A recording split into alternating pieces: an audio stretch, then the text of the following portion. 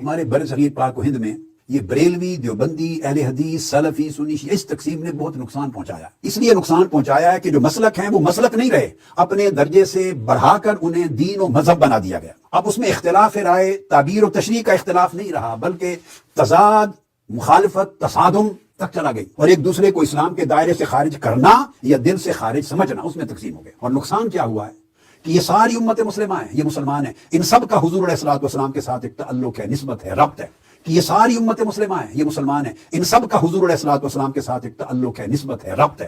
کہ یہ ساری امت مسلمہ ہیں، یہ مسلمان ہیں، ان سب کا حضور علیہ الصلوۃ والسلام کے ساتھ ایک تعلق ہے، نسبت ہے، ربط ہے. وہ جو آقا علیہ السلام کے ساتھ تعلق ہے اس کی کئی جہتیں، وہ ساری جہتیں ملیں تو رسول پاک صلی اللہ علیہ وآلہ وسلم کے ساتھ امت کی کا تعلق کامل ہوتا ہے. اس میں جہت محبت بھی ہے، اس میں جہت ادب اور تعظیم کی بھی ہے. دو، اس میں طاعت اور مطابعت کی بھی جہت ہے. اب طاعت اور مطابعت کے لیے حدیث و سنت و سیرت آ جاتی ہے، اس کی بھی جہت ہے. پھر ساتھ اس میں فکر آخرت ہے، دعوت حضور کے دین کی نصرت اور دعوت اور تبلیغ دین کی بھی جہت ہے. تفرقہ سے، فرقہ بندی سے نقصان کیا ہوا کہ یہ ساری جہتیں دراصل ایک ہی تعلق کے حصے تھے، جز تھے.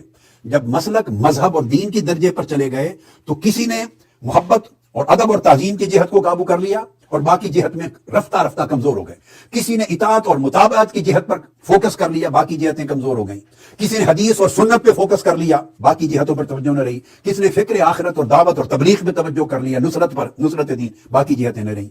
اس کا مطلب یہ نہیں ہے کہ ایک امر کو حسب ترجیح کو ترجیح دینے والے دوسرے کا منکر ہے. منکر کوئی بھی کسی دوسری جہت کا نہیں ہے، مگر جب آپ ایک پر فوکس کر دیتے ہیں تو دوسرا ایسپیکٹ، کئی جہتیں آؤٹ آف فوکس ہو جاتی، ان کی اہمیت عملاً کم ہوتی چلی جاتی، ان کا مزاج اور ان کا ذوق کم ہوتا چلا جاتا. اس طرح پورا تعلق بے رسول ٹکڑوں میں بٹ گیا اور دین چھوٹی چھوٹی ٹکڑوں میں بٹ گیا. اگر یہ تفرقہ نہ ہوتا اور مل بیٹھتے ایک دوسرے سے تو ہر ایک کے پاس کچھ اچھائی ہے.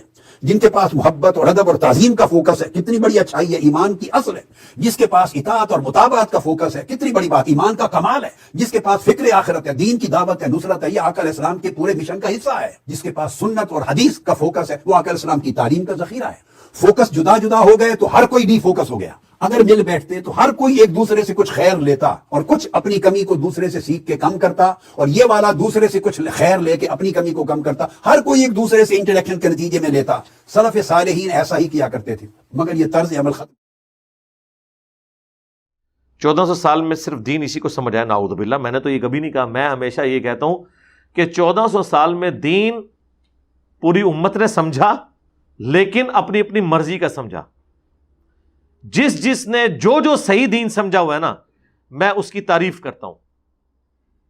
جس کے لیے میں نے کہا تھا کہ دنیا میں کوئی فرقہ ایسا نہیں ہے جو میری کسی بات کی تصدیق نہ کرتا ہو. ہماری ہر بات کے ساتھ دنیا کا ہر فرقہ ایگری ہے، مخالف بھی ہے لیکن ایگری بھی ہے. کوئی ایک نظریہ ایسا نہیں ہے جو دنیا میں کوئی بندہ کہ یہ اس سے پہلے نہیں تھا. اگر میں ناسبیت کا رد کرتا ہوں تو شیعہ کر رہے ہیں، وہ کہتے ہیں انجینئر صاحب بالکل ٹھیک کر رہے ہیں. اگر میں رفع الیدین کے اوپر بولتا ہوں، حنفی، دیوبندی اور بریلویوں کو تکلیف ہوتی ہے تو اہل حدیث کہتے ہیں بالکل جی رفع الیدین پہ تو صحیح بات کر رہا ہے. اگر میں کہتا ہوں کہ لبیک یا رسول اللہ کا نعرہ لگانا اگر حاضر و ناظر کا عقیدہ استانت کرنا ہو محبت کے اظہار کے لیے، یہ درست ہے، اس میں کوئی مسئلہ نہیں ہے، تو بریلوی کہتے ہیں کہ جی دیکھیں انجینئر صاحب نے بھی سپورٹ کر دی ہے. لیکن اہل حدیث اور دیوبندی غصہ کھا جاتے ہیں. مجھے بتائیں کہ میں نے یہ ایک عقیدہ ایسا لانچ کیا ہے جس میں سارے میرے خلاف ہو گئے ہوں. ٹائم قیامت تک جو عقیدہ کڈنا جائے، اور میری ذمہ داری ہوگی میں بتاؤں گا کہ نہیں میرے اس عقیدے میں یہ فرقہ میرے ساتھ کھڑا ہوا ہے. تو 1400 سال میں جتنا دین تھا الحمدللہ وہ ٹکڑیوں کی فارم میں تھا. ایک جگہ سے اس پلیٹ فارم سے بیان ہوا کہ ادھر شیعہ ٹھیک کہہ رہے ہیں، ادھر بریلوی صحیح کہہ رہے ہیں، یہاں اہل حدیث حق پہ ہیں، یہاں دیوبندیوں کا موقف ٹھیک ہے. اب تو وہ ریسنٹلی ایک ویڈیو آ گئی ہے ڈاکٹر تعلق قادری صاحب کی بھی. ڈاکٹر تعلق قادری صاحب حفظہ اللہ تعالی بڑی جرت کی ہے، انہوں نے اپنی ویڈیو میں یہ بات کر دی ہے کہ سب کانٹیننٹ میں جتنے فرقے ہیں بریلوی، دیوبندی، اہل حدیث، شیعہ، انہوں نے سب کو ایک تو مسلمان ڈکلیئر کر دیا ہے. سلوٹ ہے جی ان کو، پہلی دفعہ کسی بریلوی نے جرت کی ہے یہ بات کرنے کی. اور انہوں نے کہا کہ نبی علیہ السلام کی مبارک زندگی میں مختلف پہلو تھے اور وہ سارے پہلو ڈومیننٹ تھے، لیکن ہر فرقے نے اپنی مرضی کا ایک پہلو پکڑ لیا. یہ وہی بات انہوں نے دوسرے انداز میں کی ہے جو میں کر رہا ہوں. بلکہ مجھ سے پہلے امام شافعی نے کی ہے، ان کان رفضا حب آل محمد فلیشہد الثقلان انی رافضی. اگر بالفرض اہل بیت کی محبت کا نام رافضی ہونا ہے تو اے جن و انس گواہ ہو جو میں رافضی ہوں. جس میں نے ایڈیشن کی تھی کہ اگر رسول اللہ کی سچی محبت کا نام بریلوی ہونا ہے تو میں بریلوی ہوں. اگر صحابہ کے دفاع کا نام دیوبندی ہونا ہے تو میں دیوبندی ہوں.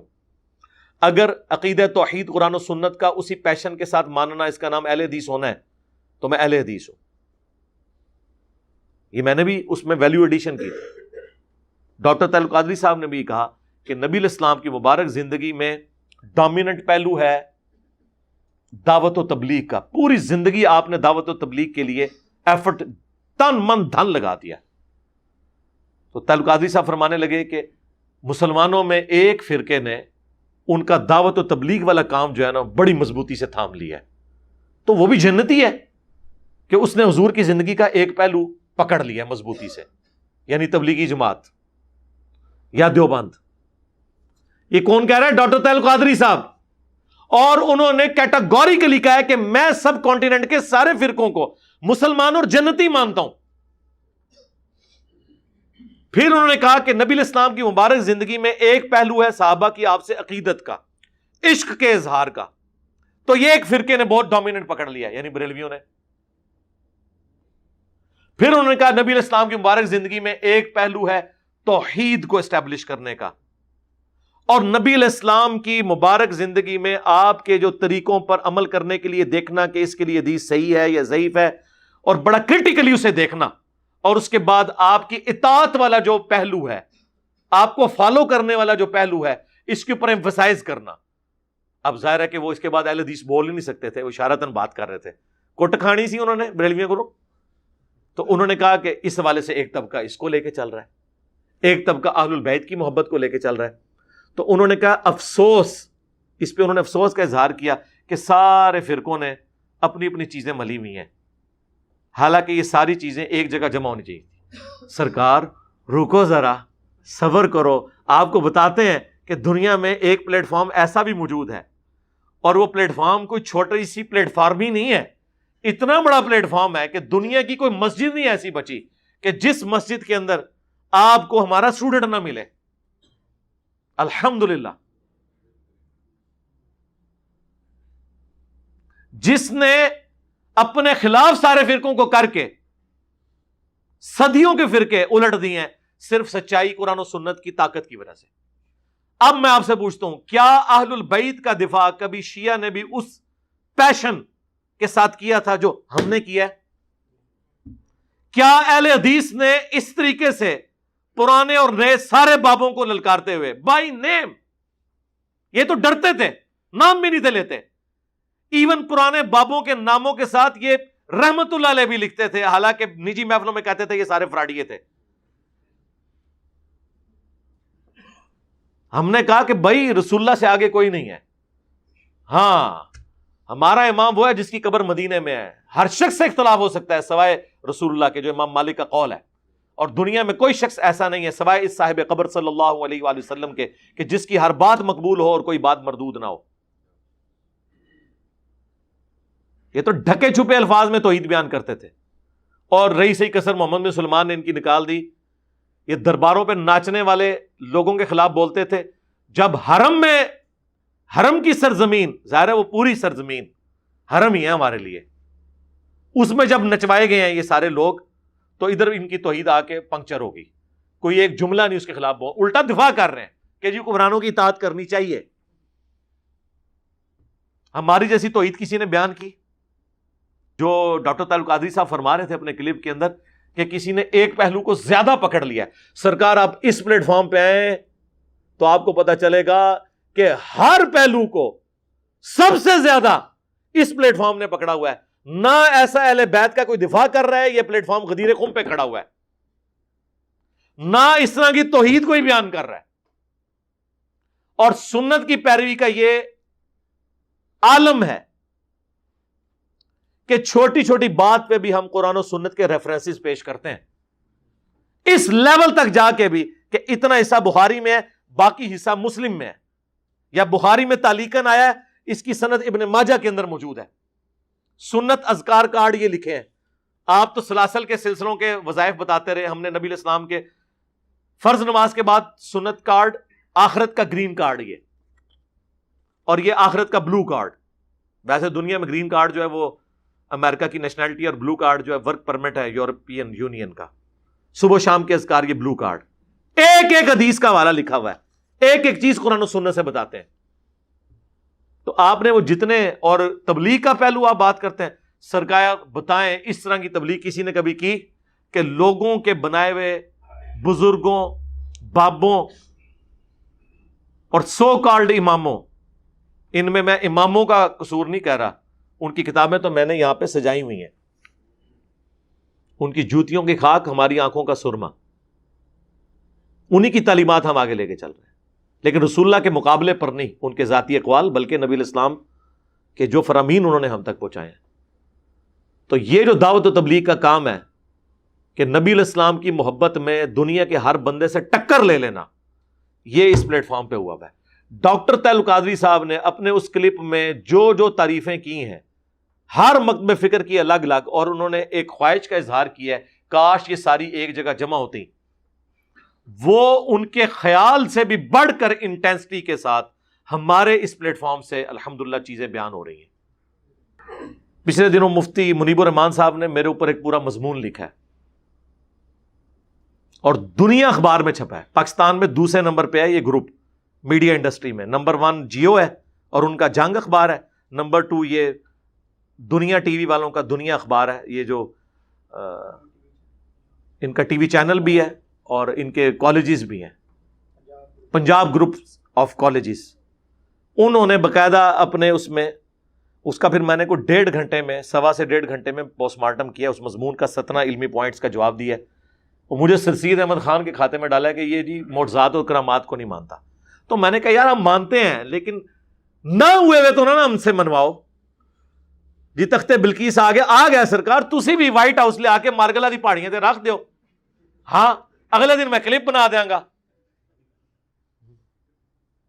اور نہ آیا اگر تو تسی بھی اگلے دن کلپ بنانا ہے اور اس کہنا ہے نہ میں وابی، نہ میں بابی، میں ہوں مسلم، علمی کتابی۔ اور پھر آپ نے دعوت دینی ہے کہ مرنے سے پہلے اے مسلمان کر لے اس پہ غور، کتابوں کا خدا اور ہے، بابوں کا خدا اور۔ بابے بھی اسی خدا کو مانتے تھے لیکن ان کوالٹیز کے ساتھ نہیں جو قرآن و سنت میں آئی ہیں، بلکہ اپنے بابوں کی تعلیمات کی روشنی میں۔ یہ بھی آپ نے ساتھ بولنا ہے، اور یہ بھی بولنا ہے کہ فرقوں کی دکانیں بند، the damage has been done, یہ بھی آپ نے بولنا ہے۔ اور آپ نے پھر للکارنا ہے اپنے سارے بابوں کو، اپنے علماء کو، کہ یہ قرآن و سنت سے جو تعلیمات انجینئر صاحب پیش کر رہے ہیں یہ حق پر مبنی ہے، اگر کوئی جڑا ہے تو کتاب و سنت کے دلائل میں ویڈیو میں آ کے ان باتوں کا جواب دے، اور ٹائم قیامت تک ہے، بول وہی جو حق ہے، ٹائم قیامت تک ہے۔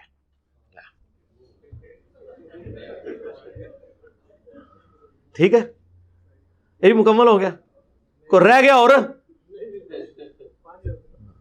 5 تن پاک پورے ہو گئے، ٹھیک ہے جی۔